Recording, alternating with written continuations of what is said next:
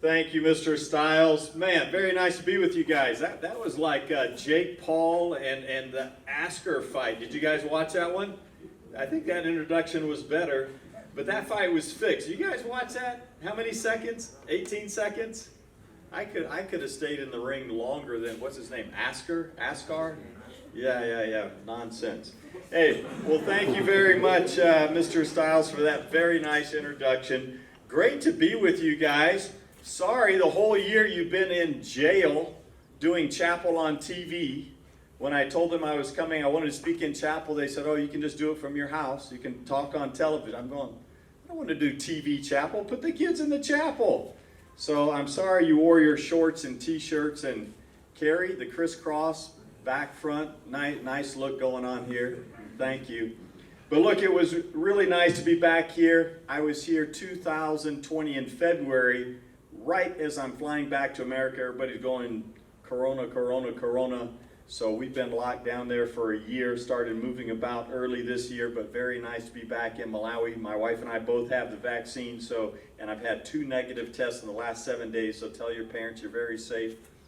But I did want to say how nice it was to be in the classroom yesterday with the seniors. The 4 seniors, are all of you guys here? Carrie, where's your other friends? Okay. All right, very proud of you guys and very happy to hear about where they were going. One of them is going to Dubai to study, one's going to the Netherlands, one to Texas, one to Arkansas. I can tell you guys, this will be probably, I'm not going to say the greatest 4 years of your life, but maybe 4 of the most memorable years of your life. I think back at my university time, I can remember very specifically things from all 4 years, very great memories. So you have a lot to look forward to. I also graduated from a high school overseas, as Mr. Stiles said, in Monrovia, Liberia. It was a U.S. Embassy high school, and I had been schooling in Africa, in Liberia, since I was 6 years old in 1st grade. My parents would go back to America every 3 or 4 years, so I did a few grades in the U.S., but I graduated from school in Monrovia. Me and my twin brother, most of you guys know I have a twin brother, Paul and Palmer. My parents thought that was cute. Don't do that to your kids. You have twins, don't name Paul and Palmer. It's cute until they're about 8 years old, and then everybody starts making fun of you. But, so we're going off to university. We were roommates the first 3 years that we're in college, but guess where we went to college? The same place Mr. Stiles did, Los Angeles. Can you imagine going from the bush of Liberia to Los Angeles? Disneyland's 15 minutes away. Huntington Beach, greatest surfing in the world, 15 minutes away. Hollywood, Beverly Hills, Rodeo Drive, all of those were within less than 45 minutes from Biola. So we loved being in Los Angeles, loved our campus, but guess what we liked most? Our mind was completely blown by the cafeteria. You walk into the dining hall and you can eat as much food as you want. You go for breakfast and there's nobody telling you how many pieces of bacon you can take. Nobody's saying anything. 6, 7, 8, 9 pieces of bacon. You go for lunch, pizza. I put 8 pieces on my plate. Nobody says anything. You just keep getting more. The drinks, every time, even my wife, when I met her, I was in my 3rd year, she would laugh because still 3 years later, I would line up all the drinks at the top. Coke, Sprite, Fanta, all of them, milk, juice, all across the front. Nobody says anything. We couldn't believe it. But what my twin brother Palmer and I, what we liked the most, Saturday morning, Biola University made the greatest coffee cake you've ever had in your life. So, does your mother make coffee cake? If not, look it up on the internet. Tell your mom, make some coffee cake. It has cinnamon, has sugar, has a big crust on the top of cinnamon and sugar. Whoa. So we would look forward all week to eating coffee cake, which if you sleep too late though, you sleep until 9 on Saturday, you go, it's all gone. So we try to wake up early enough, get to the dining hall so we can get the coffee cake before it's gone. So one morning, we're in the queue, we're in the line waiting to get our breakfast, and I can see that there's few pieces of coffee cake left, and I'm hoping that the people in front of me don't take the coffee cake. So as we get to the front, my twin brother Palmer's behind me, there's 2 pieces left, okay? There's a really big piece and a really small piece. So I'm in front of my brother, so I do what you would have done. I took the big piece. So I start walking to the table, and he's behind me with a small piece. He says, Paul, he said, if I was in front of you, I would have taken the small piece. I said, well, you got what you wanted. What are you complaining about? Okay, well, this morning I'm going to be reading a great passage to you from the Apostle Paul in 1 Corinthians chapter 9, where Paul is talking about preparing himself, not really for battle, but for life. He's talking about preparing himself as an athlete. 1 Corinthians 9, it's a great passage. But he's talking about preparing your mind, preparing your body, preparing your spirit. It's the same thing that we do here at ABC Christian Academy. Some of you guys have been here since you were in reception. Raise your hand. I know Shingi's been here since reception. I know Kandwani Ko's been here since reception. How many of you have been here since reception? Okay, about 10, 12, 14, 15 of you. Okay, fantastic. So you guys know every week since you were 4 years old, you're memorizing Bible verses. That's something that we do here at ABC. It doesn't always, everything that we do at ABC Christian Academy doesn't make sense, but these, you don't really understand it when you're here, but these are all preparing you. It's preparing these young people that are going to Dubai, to Netherlands, to Arkansas, to Texas. It's preparing them for the rest of their life. They don't know when they're going to need to pull on some of those verses they've been memorizing the whole time that they've been at ABC Christian Academy. Some of you remember the time I told the story about the pilots and the airmen that were taken down in Vietnam during the Vietnam War, and they're put in a VC, Viet Cong POW camp. And they didn't have anything to read, they didn't have the Bible, and so at night they would use the Morse code, which people in the military know the Morse code, and they would pass verses on from one person to the next, and they had whole books of the Bible between all the men that were in the camp. They would tap them out at night so they could jot down the Bible from each other. But I don't think any of you are going to be in a Viet Cong POW camp in the swamps of Vietnam, okay? But you are going off to university one day. You are going to have your own family, your own children. You're going to be drawing on these verses. You don't really know why you're memorizing all of them right now. And the same with wearing your uniforms. You go, those people at ABC, they're so strict about our uniforms. Why do they care if it's the shirt's tucked in? Why do they care what color socks? Why can't I wear pink socks? Why do I have to get new shirts? Because we want you to have self-respect. We want you to show others that you are representing Christ. You're representing ABC, but it's also giving you dignity and self-respect. There's a great athlete. Mr. Stiles knows him well. His name is Dion Sanders, maybe one of the greatest athletes in the history of America. He's one of the few people that played two pro sports at the same time. He would play an American football game in the morning, and then he played for the Atlanta Falcons, and then they would pick him up in a helicopter and take him to the baseball stadium, and that night he would play a baseball game for the Atlanta Braves. He's the only two people in history have played pro baseball and pro football at the same time on the same day. Dion Sanders is one of them. But Dion Sanders, guess what his real name was? Neon Dion. Neon Dion, because he was so flashy. Man, that guy could dress. I was just at a university, would just be amazed at how Neon Dion would dress after the games or before the games. But Neon Dion now, he's not quite my age, a few years younger, but now he's a football coach. He's coaching Jackson State in Mississippi. And every time they do an interview with Dion Sanders, one, he's dressed really nice. He's setting an example for his team. He wants them to have high standards. But on the wall behind him, so that all the TV cameras can see it, okay? So he'll sit down at a table, he has a microphone, but on the wall behind him, he has a huge banner. Guess what it says? It was his motto when he was playing sports. It said, if you look good, you feel good.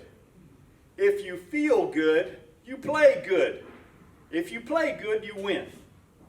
You guys can remember that? Okay? If you look good, you feel good. If you feel good, you play good. If you play good, you win. You want to be a winner in life, you dress nice, you dress sharp. So these things don't always make sense to us now.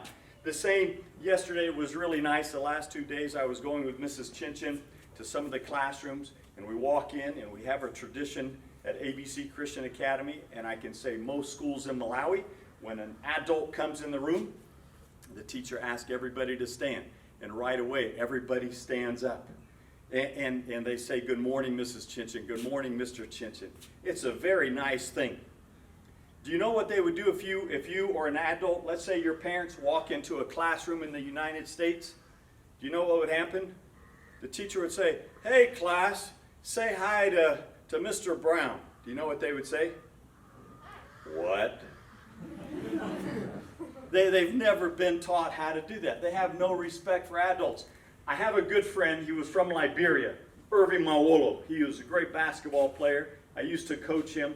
And Irving Mawolo, he went to the U.S. to do his master's degree in California. And so we were also there with my wife, so with Mrs. Chinchin's family. We're having Christmas. He had just come a few months earlier, so we invited Mawolo. We said, "Please come to our house, my wife's family, to spend the day on Christmas." So he came. I hadn't seen him since he arrived from Liberia. So I asked him, I said, "Irving," I said, what do you notice is the biggest difference between America and Liberia? So I thought he would be like me. I thought, oh, Disneyland, the beach, Hollywood, freeways, skyscrapers. Okay, that's what I thought he was going to say. But you know what Irving Mawolo said? I said, "What's the biggest difference?" First thing he said, "Children don't respect their parents." Children don't respect their parents. So we teach that here at ABCCA in different ways for you to show respect to those in authority. So those are the little things we're teaching you now that don't really make sense.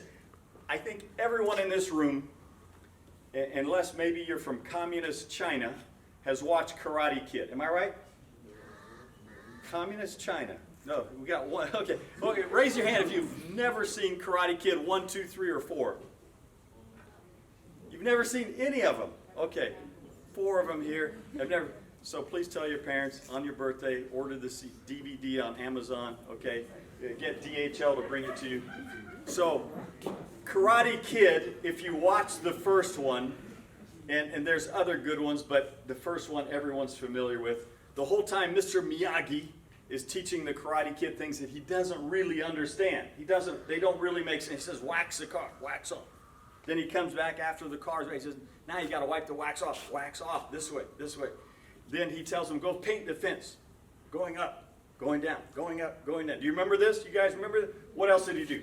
Catching flies with his chopsticks. Have you guys learned how to do that? Okay, we used to practice catching flies. It never happened, but anyway, you try. What else would he do? He stood on the pole on the beach. Do you remember? Doing the dangerous one-footed crane. Do you remember? And he kicked that guy right in the teeth. So all of those things that he's learning, they didn't make any sense. He's washing a car, waxing, he's painting a fence, he's standing on a post. But then one day when he really gets in the fight, he's ready, right? All of those things that didn't make sense at the time. So those are the same things we're doing here, preparing your mind, preparing your body, preparing your spirit. And that's what Paul is talking about. Let me read this passage to you, 1 Corinthians chapter 9. "Do you not know that in a race all the runners run?" Okay, listen, this is a really good passage. "In a race all the runners run, but only one gets a prize. So you need to run in such a way so that you get the prize." So that's not, we all want the prize, so we all want to run. Nobody wants to come last, okay? We all want to stand on the platform and get a goal, isn't it? But just because you run doesn't mean you're going to win. He says you have to prepare. He says everyone who competes in the games goes into strict training. They do that so that they can receive a crown. But the crown that they receive will not last forever. Now you may think, "Oh, I've been to swimming galas. Those medals can last forever. Those nice golden ones." Have you guys gotten medals? I know Carrie, this guy's a national champion butterfly. Have you guys seen Carrie do butterfly? You think big men can't swim? This man can swim, okay? You think, "Oh, that's going to last forever," but nothing lasts forever. What Paul says, we do it to attain a crown that will last forever. "Therefore, I do not run like someone running aimlessly." In other words, when I go training, I'm not doing it for no reason. I've coached lots of sports. I've coached football. I've coached basketball. In fact, your chaplain, Mr. Stiles, used to play on my basketball team. He won a national championship, 2013. But he also knows that I know, as a coach, you can't win if your guys aren't fit. I've coached really good teams that have lost games because people weren't fit in the last 10 minutes of the game. So after we would do training in the gym, then I would bring in his friend, Tyler Potts, and Hugh, what was his name? Nick Hughes and Tyler Potts. In the basket, this is after 1 hour and 30 minutes of training on the court. Nobody's going home until the fitness guys get here. Tyler Potts would come in the gym. Nick Hughes would come in the gym. And then they would run these guys until they're ready to vomit. You guys been to that point? I've been to that point. Okay, that's what he's saying. You don't run aimlessly. You do it for a reason, so that you're fit. I do not fight like a boxer beating the air. I'm not just punching the air for nothing. He says, I strike a blow to my body to make it a slave, so that after I have preached to others, I myself might not be disqualified from the prize. So everything you're doing as a Christian is building you up, building up your character, so that you're setting a good example for others.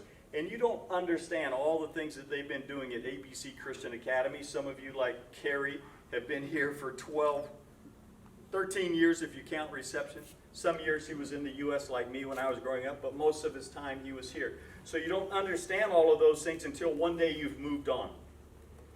3 years ago when I was here, some of you might have been in chapel, I told the story about my son going to the U.S. Military Academy, West Point. That's a very tough place to go to university. The academics have a very high standard. But for the students that come in their first year, they don't call them freshmen. When Kerry and his friends go to university, everyone calls them freshmen. They call them a plebe. And they have a saying that there's nothing tougher in the entire world than a plebe year at West Point. That's a saying in America. There's nothing tougher in the entire world than a plebe year at West Point. So Levi's first year, oh man, they gave him a hard time.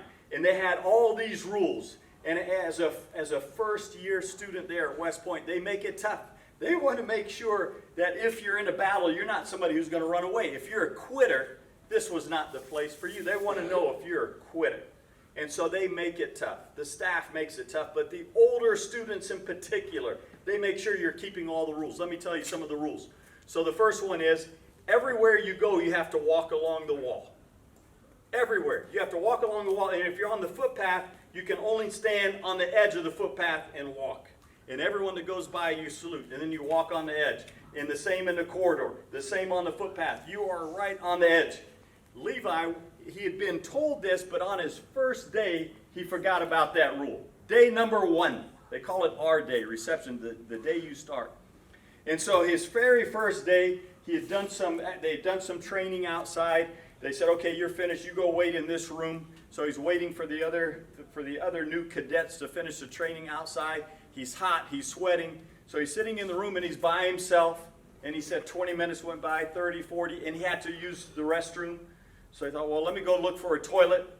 But meanwhile, because he's so hot and sweating, he had taken off his shirt. Now he just had his shorts. He had even taken off his shoes and socks because it was so hot. His feet were full of sweat. So he's going down the corridor barefoot, no shoes on, no shirt on, and just shorts. And he's just walking down the middle of the corridor looking, where's the bathroom? Do you think that's what they expected this young cadet to do? All of a sudden, he said he's surrounded by 3 or 4 upperclassmen, surrounded, screaming at him, why are you walking in the middle of the corridor? Who do you think you are? Where's your shirt? There's nothing he could say but run back in the room and put his shirt on and walk on the corridor. That was one of the rules, and he really complained. And you don't do it just for 1 week, 2 weeks, 3 weeks, a whole year. The other rule they had is that when you're walking along the corridor, anywhere you go, you have to turn what's called a right corner, a square corner. You have to square the corner. So if you come to a wall, you have to turn like this and do a right turn. And then you go left, you have to turn again. And if you're going down the hallway, and let's say there's a drinking fountain, you have to walk up to the drinking fountain, turn left, take a step, turn right or whatever, left again, and then right, and going this way. You have to square every corner, not just stepping around. Completely turn, completely step. And he would do this for a whole year. And Levi used to complain, why am I having to walk on the wall? Why am I having to square every corner? The other thing they would tell them is, you have to keep your fist. Every time you walk outside, anywhere you go as a plebe, you have to close your hand. They would tell the young cadets, you're not a gorilla. Why are you hanging your hands down here when you're walking like you're a gorilla? Close your hand. And Levi go, man, none of this stuff makes sense. And then the other rule they had, just imagine for your whole first year at West Point when you're a plebe, no talking outside. You step outside, unless you're spoken to by an upperclassman or a member of staff, you can't talk. You can't talk to your friends. You can't talk on your phone. You have to be completely quiet outside unless somebody else is speaking to you that's a higher rank. And then the last one, and I think Levi complained about this the most, the last big rule they had for first year students, make your bed every morning, but make it properly. And he didn't even really know how to make a bed. He had made his bed at home, but he always did a bad job. And so the upperclassmen would come in, that corner's not right. Boom, they'd grab the sheets, yank everything off. Or they'd take the whole mattress and flip it upside down. Sometimes he would make his bed 3 or 4 times in the same day. And he would say, man, Dad, I don't know why these people have these rules. Who cares what my bed looks like? So just guess, that was 3 years ago. I told some of you were here when I told that story. 3 years later, as a third-year student, right now he's a third-year student, he's a junior at West Point. I asked him when he was back home at Christmas, I said, so Levi, I said, I know that the junior students, your number one job is to make sure the plebes are doing what they're supposed to do. The plebes are keeping all of the rules that you had to keep. That's the number one job for juniors, is to make sure the first year students are doing everything right. I said, are you one of the people enforcing those rules? He said, of course. I said, but why, when all you did for a whole year was complain about all of those rules? He said, but Dad, all of those rules are really important. I said, really, walking along the wall, that means something? He said, yeah, there's a good reason they walk along the wall. He said, because everyone that comes to West Point thinks that they are a BMOC. Who knows what a BMOC is? Kerry does. I knew he would because he's a BMOC. What's a BMOC? He's a big man on campus. I'm glad he knows now. All of you know what Kerry is. He's a BMOC. So he said, Dad, everybody that comes to West Point thinks that they're a BMOC. They were captain of their football team. They were president of their senior class. They were valedictorian when they graduated. He said they all think they're highly intelligent. They all think they're fit. They all think they're smart. They have to be reminded, you're nobody. Get to the side and give way to those that have higher rank. Give way to those who have already made it through 2 years or 3 years or 4 years at West Point. Get off to the side. He said that's important, that people be reminded that they need to be humble. And then I said, well, how about squaring all the corners? I said, Levi, that sounds like nonsense. You're walking everywhere. You have to keep turning this corner, this corner. It must take so long. I said, are you enforcing that one? He said, of course. He said, how are these young cadets that have never done any drilling going to learn how to drill if they don't practice going up and down the hallway? He said, but it also teaches them discipline, that when you're going to do something, you do it properly. And here's the most important one Levi said. He said, you know why we square corners at West Point? Because there's no shortcuts in life. I know for the rest of your life, all of you are going to be thinking, how can I find an easier way to do this? When you were in 4th grade, when do they learn long division? Do we have any elementary school teachers? 4th grade, am I right? 3rd grade? 3rd and 4th grade, you start learning long division. And a good teacher will teach you to do long division all the way out. Yeah, so a good teacher will teach you when you're in 3rd or 4th grade, you do the long division. There's no shortcuts in math. And that's an important lesson. There's no shortcuts in life. So I asked him, I said, how about keeping your fist? I said, well, are you really afraid that you're going to turn into a gorilla if you walk around? He said, Dad, he said, that's a really important one.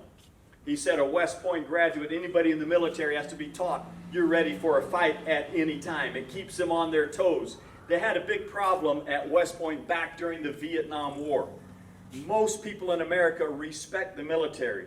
Most people respect soldiers. But during the time of Vietnam, this was in the early 1970s, late 1960s, there was a real lack of respect for Americans that were fighting in Vietnam.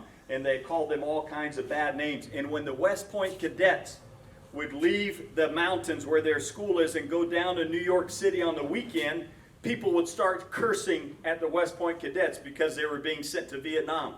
They didn't like American soldiers, and they would curse at them and spit at them and sometimes would even beat them up. And the West Point cadets weren't good fighters at that time. And so they made a new rule. This was in 1972. During the Vietnam War, they said, everyone who comes to West Point, your first year at West Point, guess what you're going to do? You're going to learn how to fight. They taught them two things. First semester, you learn how to box. Second semester, you learn how to wrestle. They call it grappling.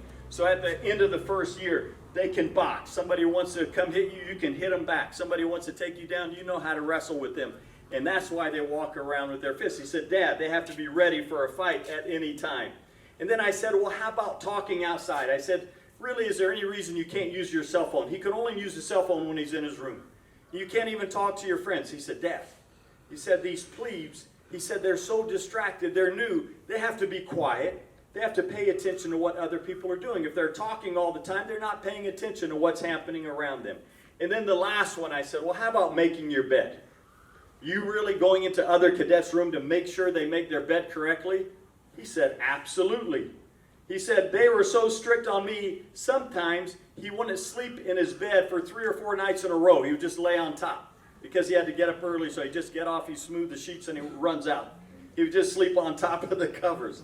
And he said, yes, I check them every single day, and I tear it up if they haven't done it wrong, if they haven't done it right. He said, because that's probably the most important lesson that they're going to learn while they're at West Point. That every single small thing you do, even if it's making your bed in the morning, you need to do it properly. And if you do the small things well, you'll do the big things well. If people see that you can make your bed properly, they'll give you other responsibilities. If you can't make your bed right, why would they give you another job to do? And so that's why Paul is saying, let me read these 2 verses as we finish. Therefore, do not run like someone running aimlessly. So the things we do here at ABC Christian Academy, you're doing them for a reason. I do not fight like a boxer beating the air. He says, no, I strike a blow to my body and I make it a slave so that after I have preached to others, I myself might not be disqualified for the prize. So people are watching you all the time. You're setting an example for other people. The things that you do have consequences. I know sometimes people think in life, if I cheat just a little, it's not going to hurt anybody. If I look at my friend's paper for the answer, who's going to know? Who's going to care? It's not really hurting someone else. Let me tell you an important lesson. There's no such thing as a victimless crime. Every time you do something wrong, it's either affecting you or it's affecting the people around you. My same son, Levi, I'll tell you one more story about him and then I'll move on. My son, Levi, first week, he goes out, they call it formation early in the morning. He stands up, they're calling roll, and they're checking off everybody who's in attendance. And every cadet would have a name tag. It has Velcro on the back. You stick it on whatever uniform. They tell you that morning, uniform of the day. You don't know what uniform. They have 5 or 6 different uniforms. Uniform of the day, so you have to get your name tag, stick it. He gets there, and he doesn't have his name tag. So they look at it, it's just a piece of Velcro. They said, who are you? I'm Chinchen. Well, go get your name tag, and guess what? Who's your roommate? He said, this one is my roommate. So they tell his roommate, get down in a push-up position and go down and hold it. Would you like that? Get down in a push-up position and hold it while Levi runs back and gets his name tag. So now his friend, because he didn't remind him to put on his name tag, now he's affected his friend, isn't it? So now his friend has to get down in a push-up position. He runs to his room, maybe a half a mile back to the dorm, half a mile back, while his friend for 5, 6, 7 minutes is in the down position on a push-up. And then Levi gets back and he has his name tag on, and the officer in charge says, take it off. So he took it off. He said, you don't deserve to wear that today. Nobody should know who you are. Hold it in your hand so that you don't forget to bring it tomorrow. But all of your actions affect other people. And also, there's no such thing as a victimless crime. When you do something wrong, you think teachers are dull sometimes. When they catch you cheating on even a small thing, you've affected your own character. They don't trust you as much anymore. They don't rely on you as much anymore because you're not somebody who's dependable. So it affects you. but it also affects the people around you. There was a famous baseball player. I think all of you know that Mr. Stiles, he played baseball in university. Did you know that? He was a famous baseball player at Azusa Pacific University. He'll tell you one of the greatest baseball players of all time, his name was Pete Rose. Pete Rose, his nickname was Charlie Hustle because he was just trying so hard all the time. And when Pete Rose retired from baseball, he was famous. He was loved because he was just so energetic. He would run on the field. He'd run off the field. He started coaching baseball. So he's coaching baseball, but guess what Pete Rose started doing while he's coaching? He started gambling, started betting on other baseball games. He said, I never bet on my own baseball game that I was playing. No, I think he said, I never bet on my team to lose. That's what he said. He said he even bet on his own team, but only for them to win. But he thought gambling, he said, when I first started doing this, he said, I thought gambling was a victimless crime. Who's it going to affect? He's a multi-millionaire who is a famous baseball player, maybe in all of America, one of the most famous in history. So how can it affect anybody if he's gambling a little bit, betting on baseball games? But pretty soon he was caught. And then he lost his job. Not only did he lose his job, he was banned from baseball for life. He could never coach another game the rest of his life. Then they went to the Hall of Fame. He was in the Hall of Fame, and they took his name down from the Hall of Fame. And then guess what? Because he was so embarrassing, his wife left him. His children didn't want to talk to him. And in all of this happening, he lost all of his money in his gambling. He's completely broke. And when they did the article that I read, it was in Sports Illustrated, and he's telling his story. He said, I thought gambling was a victimless crime. There's no such thing. Everything you do affects you, every small thing you do wrong, and it affects the people around you. And let me just finish by reminding you what Paul is saying here. I prepare myself. I'm going into battle. One day I'm going to need these things. You may not understand it all right now, but one day you will. Here's the important thing you need to remember. Other people are watching you all the time. They're watching you because you're the son or daughter of a missionary. You're the son or daughter of a pastor. Because you attend ABC Christian Academy. Because you're like Carrie Brown, you're attending a Christian university. So people are always watching you. All the young kids that are coming to chapel tomorrow, all the younger kids on this, they look up to you guys. All of you are BMOCs to them. They're this tall. They think you're somebody big and important, so they're watching you. I'll finish with this story about people watching you that you don't even know are watching you. It was when we were first building the ABC campus, and we didn't have brick walls. In those days in Lilongwe, we only used wire fence, so we had a wire fence around ABC. This was 1992, 93, and we were building the school at that time. We were building the Chipatala down there, and I had a guard. His name was Roderick, and he would watch the house in my backyard, and every now and then there were thieves, because behind ABC there was nothing. This part of 47 didn't exist. It was just a farm, just munda, just maize growing back here. But over the hill were houses. And one night he heard some wakuba, the thieves were breaking in the house. And he heard people screaming. And he heard people shouting, he heard glass breaking. And then pretty soon, through the munda, through the maize, he could see, he's looking through the wire fence, he can see the thieves coming. And so he starts yelling at them. This is Roderick the guard. He's yelling, wakuba, wakuba. They said, yeah, that's us. And they have all the katundu on their head. They have the TV from the people's house they broke into. They have the video machine on their head. They have cartons of clothes. And he said there were about 10 or 12 of them coming through the farm, coming right up to the fence. So Roderick, he's afraid. He starts hitting the fence with his stick. He says, don't come here to ABC. We are ready for you. Do you know what the Wakuba said back to him? They said, don't worry, we're not coming to ABC. Mr. Paul is our good friend. Really? He told me the next morning, some of your friends have been breaking a house back here. You never know who's watching you and thinks that they are friends with you. Set a great example for everyone. Let's bow our heads and close in prayer.